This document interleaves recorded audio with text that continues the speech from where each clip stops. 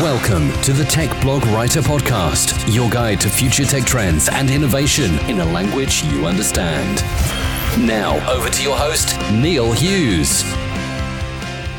Welcome back to the Tech Blog Rider Podcast. I suspect most of you listening have taken a ride in an Uber or a Lyft cab, and we all know how surge pricing can help increase the driver's earnings. Have you ever thought about what time events end, traffic reports, flight arrivals, weather, and all those other factors could actually help increase a driver's earnings too? So if we do have an Uber driver or a Lyft driver listening to this podcast right now as they're driving around, put yourself unavailable, turn the volume up, because I think you're going to find a lot of value in today's episode.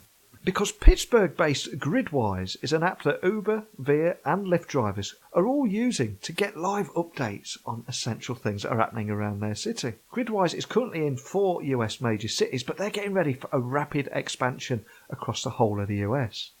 Besides helping drivers, they have a ton of industry data around hot pickup spots, surcharging, and so much more. And after also reading a recent report focused on earnings in rush hour, I invited them on the show today to find out more about Gridwise. So buckle up and hold on tight as I beam your ears all the way to Pittsburgh so we can speak with Ryan Green, CEO and founder from Gridwise. So a massive warm welcome to the show, Ryan. Can you tell the listeners a little about who you are and what you do? Yeah, a little bit on my background. My background spans across a lot of different industries, I would say, is that I've spent time in the military and banking. I've started companies and ran them in the financial services before. And now I'm running, excited to tell everyone here about a company that I'm running called Gridwise. And so essentially what we're doing at Gridwise is we are helping to increase rideshare drivers' earnings an average of 39%. By helping them find more rides as they're out on the road and track their performance across all the services that they drive for. Fantastic. Now, having done a little research on you guys, my understanding is that Gridwise is an app that Uber, Veer and Lyft drivers can all use to get live updates on just about everything from events, what time events are ending, traffic reports, flight arrivals, weather and so much more, and anything that essentially will help them increase their earnings. But can you just help the listeners understand the kind of challenges these drivers face every day and ultimately how you're helping them with Gridwise? Yeah, there's definitely a lot of challenges that people don't realize that drivers are dealing with on a daily basis. And those challenges exist on and off the road. Before you even get out on the road, as a driver, you're trying to make sure that you're going to be most effective with your time. And so, with that being said, you're trying to keep up with everything that's going out in the city and trying to plan ahead for when's the best time for me to be driving based off of my schedule, my personal preferences of where I like to drive. And there's not a lot out there that's really helping you understand what are all the different types of events ending, traffic reports, how many people are coming in and out of the airport, what's happening at train stations and bus stations, and what's the weather look like. There's a lot of factors that are going into impacting your opportunities out on the road and essentially how effective you can be with your time to earn as much as possible. So really the challenge is being able to plan ahead. But once you're out on the road, is you may drop. You're taking a lot of rides from point A to point B, and you could be taken anywhere in the city. And so any given time you're dropped off in some point of the city. Let's say you're taken from the city to the suburbs, and at that point you're asking yourself, okay, well, do I stay where I'm at? Do I go back to the city? Do I go to the airport? Where should I position? Where's my next move? And it's just key and paramount that you need information that's readily available to help you make those decisions on a constant basis. And I think the third challenge I'd like to point out is the fact that all of these drivers are independent contractors. They're driving for multiple services at one time. Over 75% drive for at least 2 services. And with that being said, they're bouncing between multiple apps constantly as they're out on the road. And so the challenge is being able to adequately keep track of your performance as a rideshare driver. And that's the challenge, is if you're turning Lyft off for 2 hours and turning Uber on for 3 hours or bouncing between them more frequently, neither one of them can tell you how much time as a rideshare driver did you spend on the road, what were your dollars per hour, your dollars per mile, and other performance stats that are important for you to understand how you're doing over time. It's a great idea, and you've opened up my curiosity, but I've got to ask the question. I mean, what is the story behind Gridwise, and where did the inspiration come from? Yeah, it was definitely an interesting route, I would say.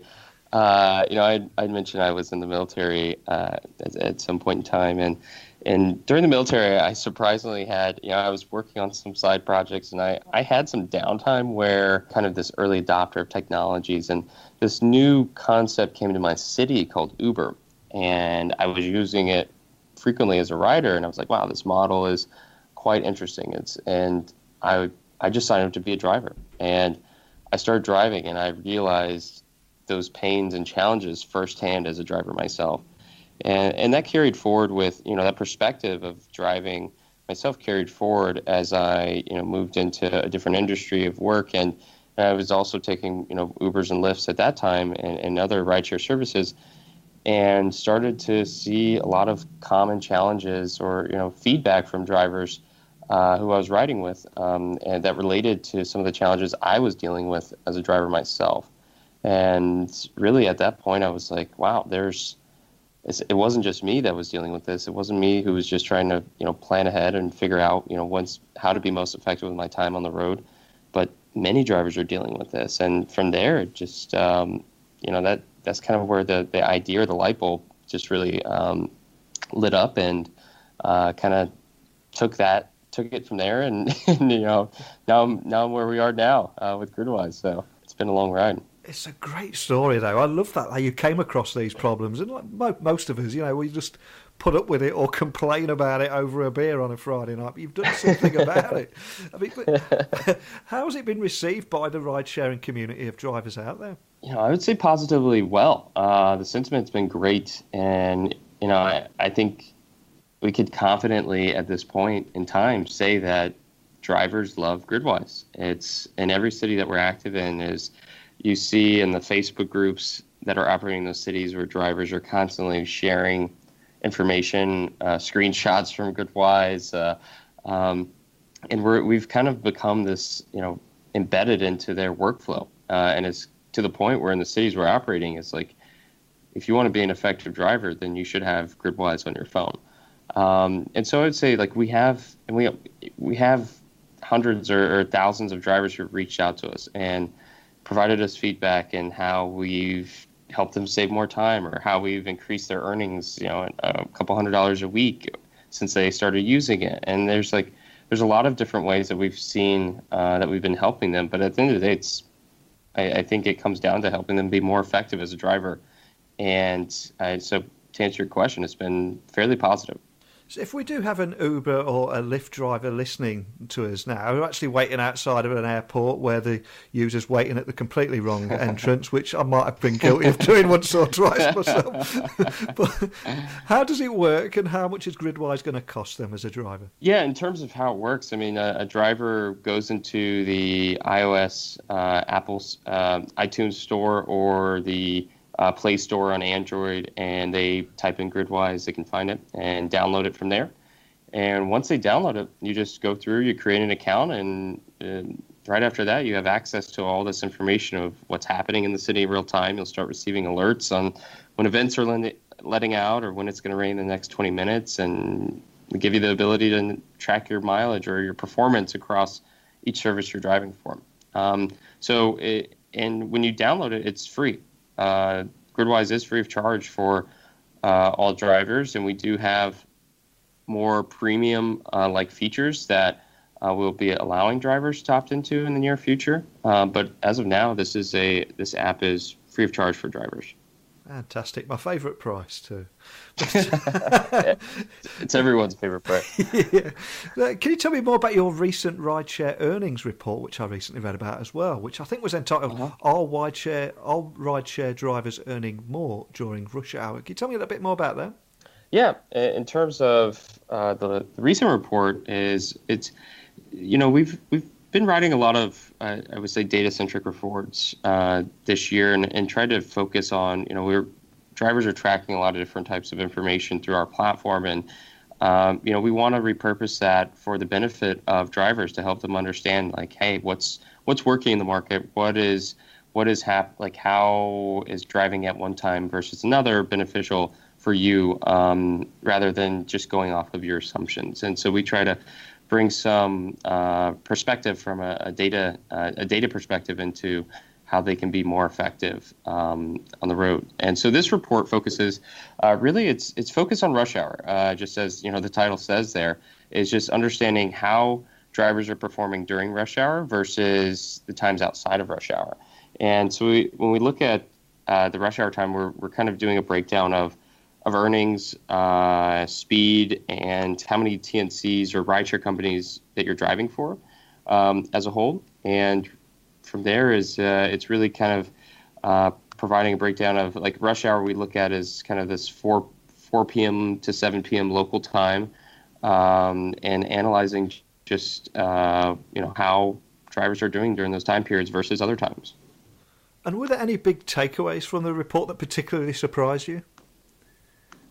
Yeah, this was a surprising report for us, because I think us and probably all the other drivers on the road, I think there's this myth that you are just going to make so much more during rush hour than driving other times. And everyone knows that's the busiest time of the day. It's when people are letting out of work. And, if you were, looking at the street from a bird's eye view, you would say this is when all the cars are on the street and when the most activity is happening. But what really surprised us here is that that's actually not true. Drivers are not making more during rush hour. If anything, it's slightly more. But we saw across most markets that we're operating in is that drivers are making less during rush hour. We saw some interesting cycles of, based off of the times of the year, if it's winter versus spring versus summer, that in some markets, drivers are making more during rush hour in the winter, but less in the warmer weather, and kind of the opposite in other markets. And so it was, but at the end of the day, there wasn't much of a difference. So it kind of went to show everyone that it was like, hey, you can drive early in the morning, you can drive late at night, you can drive during rush hour, but the rush hour time, don't worry about missing rush hour, because it's not going to make you significantly more money. So as for Gridwise, what kind of areas do you cover at the moment, and what are your future plans to expand beyond those areas and cover the whole of the US? Yeah. So we are headquartered in Pittsburgh, Pennsylvania, and we are covering Pittsburgh, DC, Baltimore, and Chicago at the given moment. We went to these 4 cities to kind of prove out our value in these cities, and over the next year we'll be expanding to every major city nationwide in the US. So before we started recording today's podcast, we were talking a little bit about Pittsburgh and the startup scene there. So for anyone listening that doesn't necessarily associate Pittsburgh with technology, can you just tell me a little bit more about the startup scene and the autonomous cars there? And there's just so much going on at the moment, isn't there? Yeah, I mean, the startup scene is, I've lived in Pittsburgh for 3 years myself, and I didn't realize, Pittsburgh had much of a startup scene. But, since being here, it's just, I don't think my company would be where it's at today if I didn't start it in Pittsburgh. I think there's so much going on here from, I think, like we were talking about earlier, was Carnegie Mellon has just been a catalyst. The university here has been a catalyst for just bringing so much tech talent and tech-related projects to the city. And that's why you see companies like Uber's autonomous headquarters is here now, Facebook's Oculus Group, Amazon, Google, Apple, like all the large tech companies have all moved into here because of what's happening in Pittsburgh at this time. And, when you look at it from a mobility standpoint, I think it's, Pittsburgh is on the forefront when you look at autonomous vehicles and a lot that's happening in the realm of R&D related to them. But there's not many cities that you can go to and actually be able to hail an autonomous vehicle out on the road. And so, Uber is starting to become operational again here on the streets, and you're able to request an Uber from the app, and sometimes it's a human driver that shows up, and other times it's an autonomous vehicle, which is pretty daunting and crazy sometimes. But it's pretty unique in terms of this autonomous scene here relative to other cities. Well, having heard you speak there, I think my goal for 2019 has to be hail autonomous vehicle in Pittsburgh. It's definitely being added to the list. But before I let you go, could I ask you to remind the listeners of where they can find out more information about Gridwise, where they can download it, and also if you want to contact a member of your team, if they've got any more questions, how they can do that? Yeah. So I would say is to find out more about Gridwise, you can go to www.gridwise.io. That is our website, and you'll be able to find out a lot of information there, and also be able to be routed directly to the app stores where you can download the application. The application is in, as I mentioned, iOS and Android app stores. And in terms of reaching out to the team, if you had any follow-up questions, you can actually reach out to myself or my founder at founders@gridwise.io. That's founders@gridwise.io, and that will receive your email from there. Fantastic. Well, I think it's a great story and a good idea, and I love how you've encountered a problem and turned to technology again to actually do something about it. It really is great. So I'd love to stay in touch with you and see how this pans out, and when you're covering the whole of the US as well, let's get you back on, because I think it's great. But a big thank you for coming on. I appreciate it. Yeah, thanks for having me, Neil, and I'm excited to be on the show, tell everyone about Gridwise, and also hopefully come on later when we're bigger and better. Although tech plays a huge role in the success of companies such as Uber and Lyft, I must admit I've never thought of how an environment affects the driver's day, or how tech can improve their earnings too. And if Gridwise helps rideshare drivers optimise their driving and helps them earn 39% more per hour by simply sharing information with their fellow drivers, it's got to be a great thing. And as they expand, I think we can easily predict that it will quickly become the number one app for ride-sharing drivers out there. And I've also read so many testimonials from drivers who actually use the app, saying that they've been able to increase their earnings by over $100 a week, all by using an app and its technology to just be smarter. I think it's a fantastic concept, and I wish them the best of luck for the future. And also, if you are an Uber or a Lyft driver listening today, I'd love to hear your opinion on what we just heard. And I would also love to invite you onto the show to tell us a few stories about your time driving for a ride-sharing company. And I'm sure you've got a fair share of them too. So, calling all cars. I want you to email me, techblogwriter@outlook.com, tweet me at Neil C. Hughes, and I'd love to hear your stories. I've got to admit, I'm quite excited about getting a potential ride-sharing driver on here to share a few stories. And also, if there's anybody in the Pittsburgh area that would love to talk about the autonomous vehicles and the tech scene there, again, send me an email. I'm afraid we're out of time, so all that's left for me to say is a big thank you to each and every one of you for listening, and until next time, don't be a stranger.